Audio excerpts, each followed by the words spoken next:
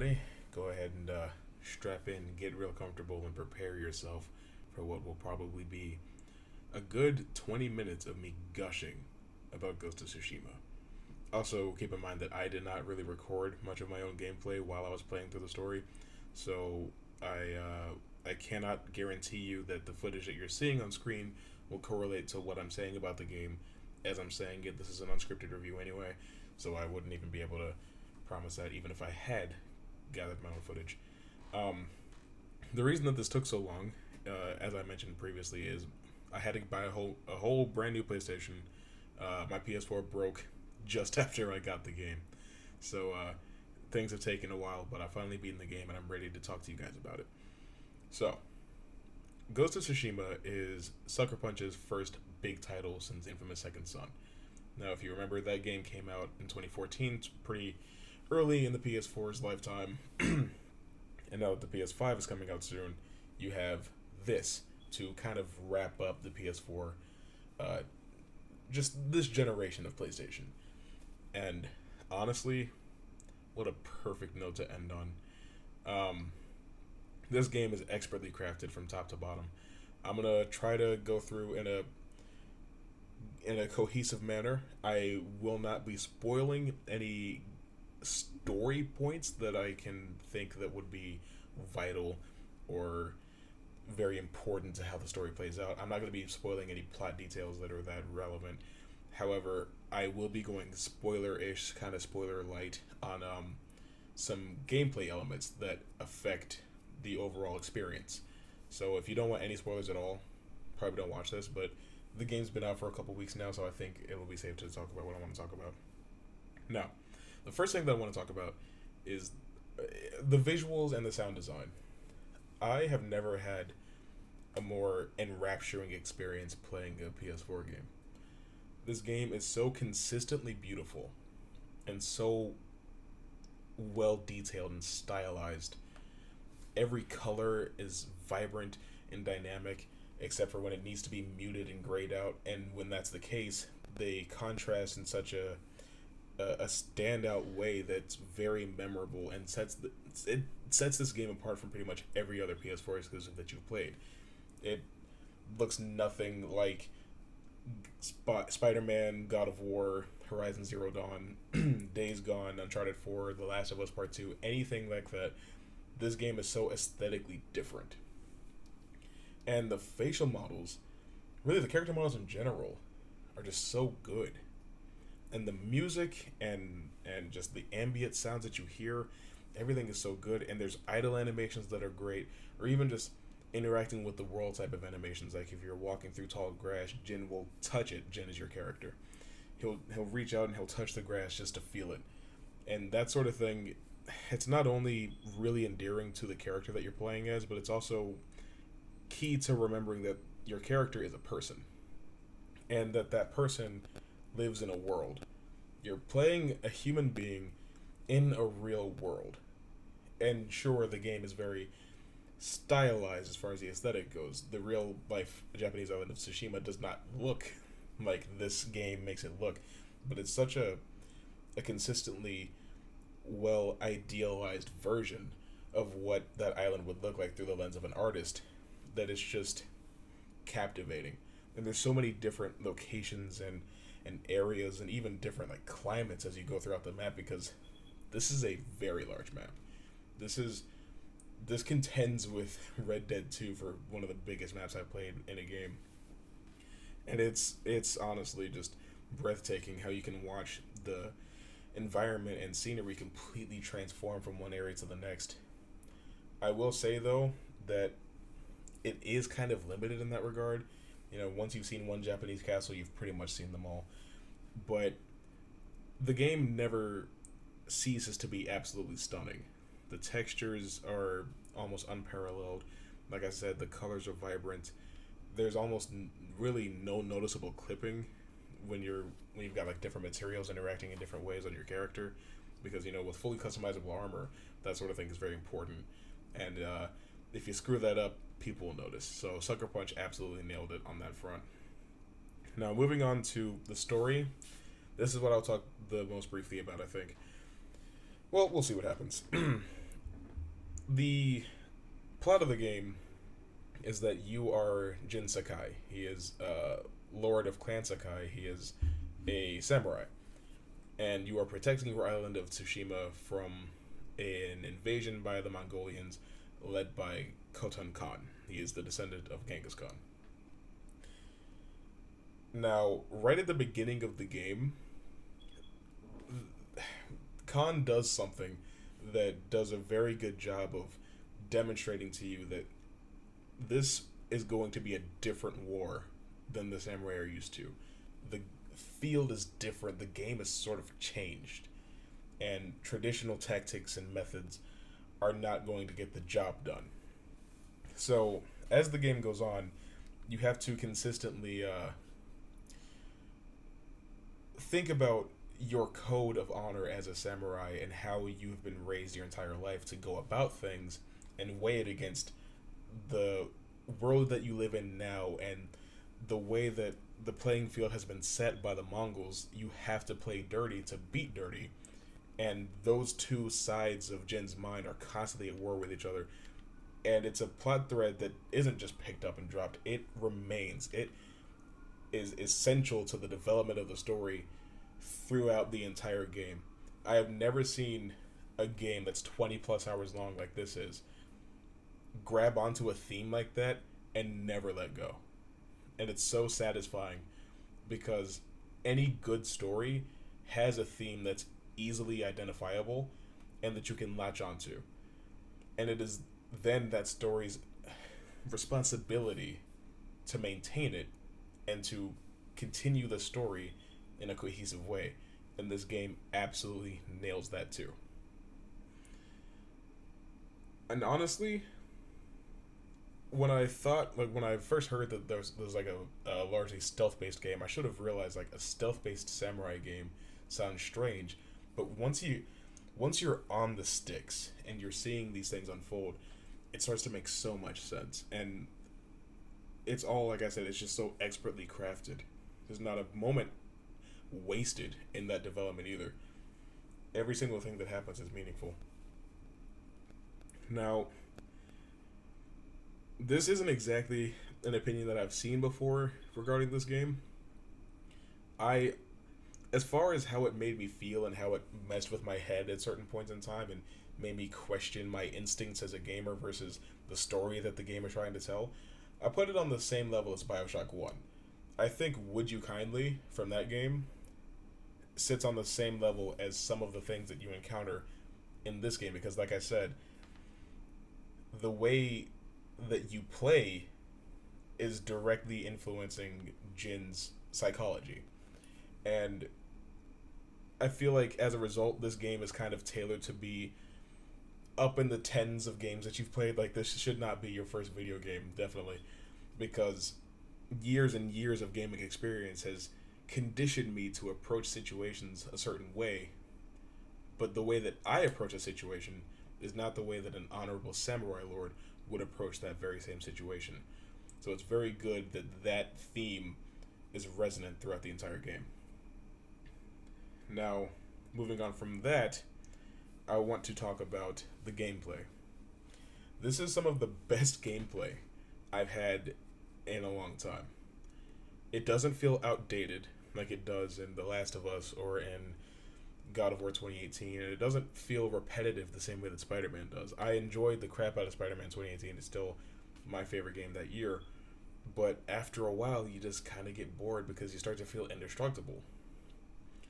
No matter how used to the combat you get when it comes to this game, every decision you make and everything that you do in critical situations is very important, because if you screw up, you can still very much die in 1 or 2 hits. This game is tough. I played it on hard, and there were some moments where I legitimately did consider bumping down the difficulty just because I was like, I am legitimately struggling. Now, I can't tell you if I played it on hard for my own pride or if it was for my credibility in critiquing this game, but I definitely recommend playing it that way. I do think that that is the experience that Sucker Punch wanted you to have. Now,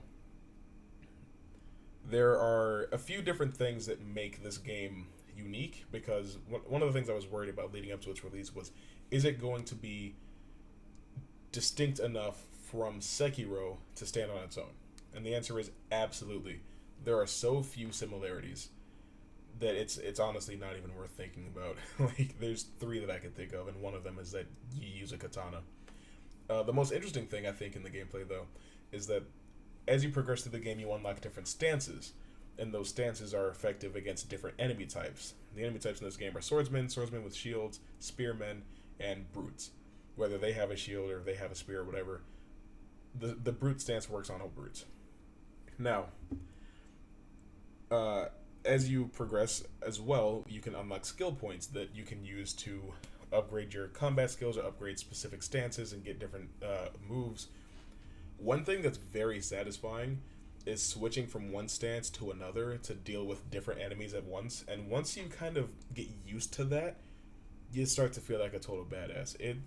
It definitely puts you in the mind of Devil May Cry, especially 4 and 5, where you just switch styles mid combo just to flex.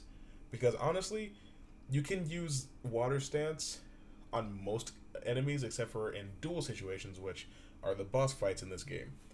Duels are absolutely amazing. They are tough. They will beat the crap out of you if you're not paying attention, if you're not adaptable and you're not learning.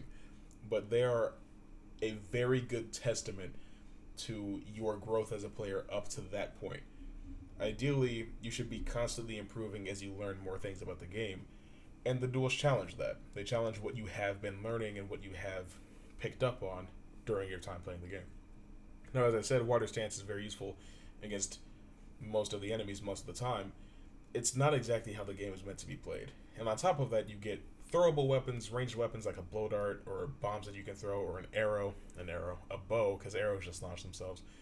But you get quick throw items like kunai and sticky bombs, oddly enough, for a samurai game.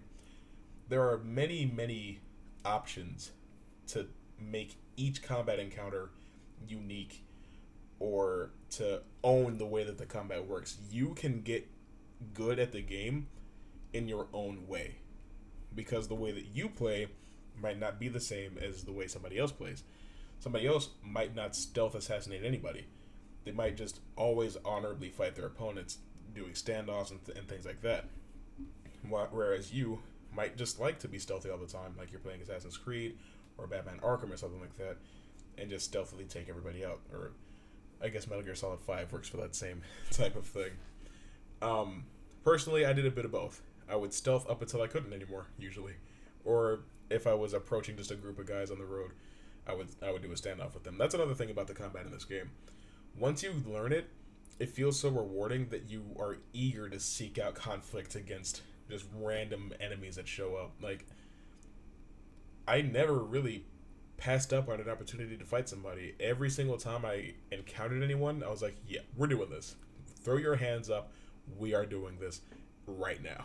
And it's rare that a game will give me that sort of feeling. I dread the idea of fighting somebody. Like, even in Spider-Man 2018, you just get tired of it because you feel so invincible.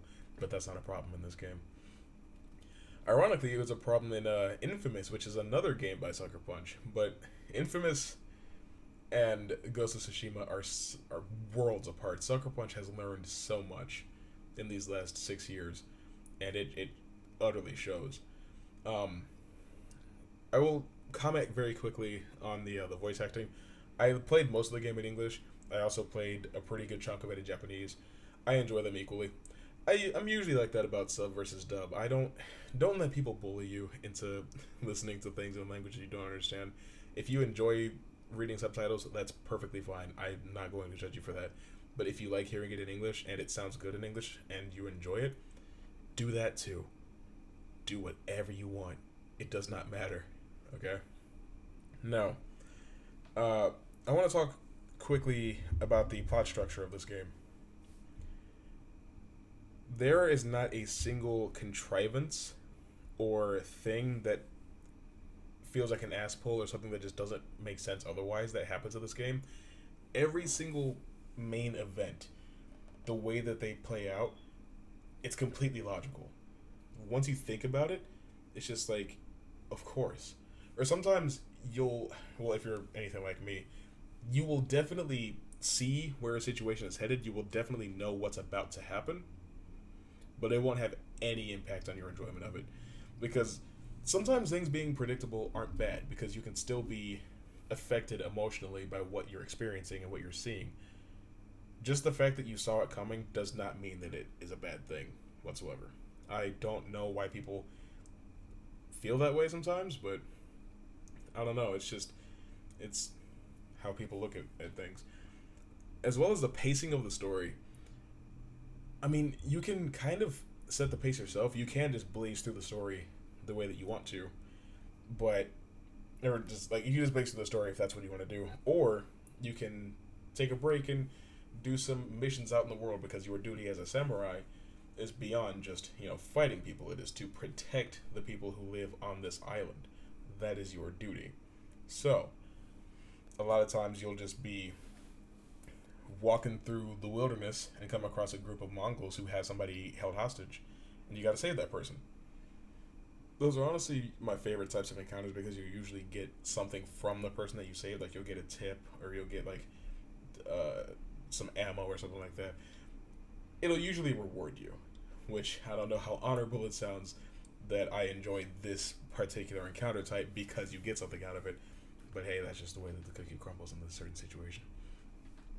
One of these things that you can do are character tales. And what that is you will encounter a character who pretty much has their own campaign, and you assist them on their journey, basically. Like, it is very much their story, but you're just there with them to, help them kill some bad guys. And each character that these tales focus on, they're all so interesting and dynamic and unique. It's really rare for a game in this era to have an entire cast of characters that you can latch onto, that you can feel invested in. Like, once I played the game for like an hour or two, I was in. I was fully involved. I was like, I need to know exactly what happens to this person, that person, where are we going, what's going on next. I was so captivated. Like,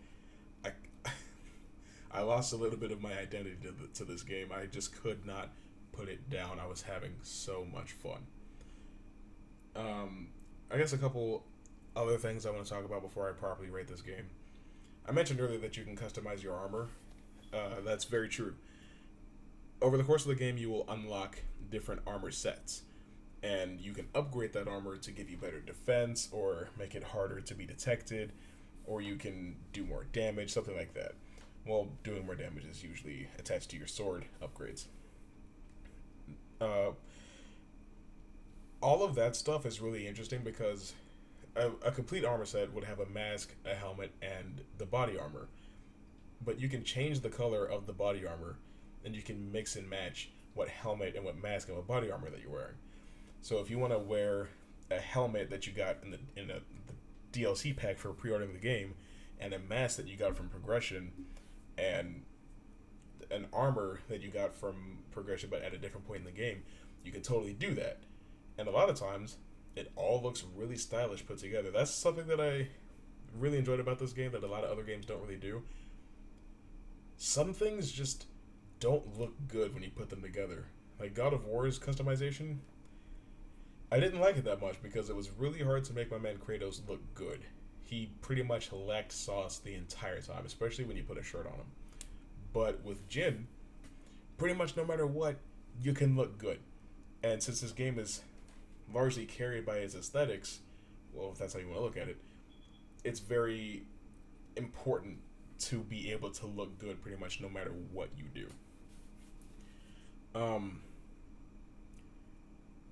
I honestly don't really have too many complaints about how the game functions or anything. At one point I was very upset that there's not a lock-on button in the game. I thought that it could definitely benefit from that sort of thing. And every once in a while the camera will get into a position where you just can't see what's going on. And in a combat system that's based largely on parries and deflects, it's very important to be acutely aware of what all your opponents are doing, or all your enemies are doing, especially when you get surrounded. And by surrounded, I mean like when there's like 10 guys plus. But the thing about that is, like, at first it will feel like that's way too many for you to realistically be able to fight. but you can absolutely take down every single one of them. Like I said earlier, the way that you fight is entirely unique to you. So you can take down an entire camp's worth of enemies by playing the way that you want to play. And I think that's very important, because no matter what choice you go with, whether you want to be stealthy or bold about it, the game never punishes you for committing to one side or the other. They're both consistently viable routes that you can take when you're fighting this huge horde of enemies, and it will always have its own payoffs and rewards, whether that's your pride as a player, or if you stand off, then you build up your ghost stance, which I won't say anything else about. No matter what, there is definitely a reason to play the way that you play, and that's probably why you play that way. I guess that's kind of how that would go. Now, the last thing that I want to say about this game is I will not spoil how this game ends, I promise you. But the ending to this story is so poignant and resonant, and I've been thinking about it ever since I finished the game. I have played too many games that I was enjoying up until the end. Like, there have been so many experiences in my gaming career where I was in for a penny for a pound, and then when you get to the end, it all falls apart like it was made of paper mache. Thank Kami that it does not happen here in this game. The experience is at a 10 from start to finish. I promise you, it is impossible to be let down by the way that this game ends.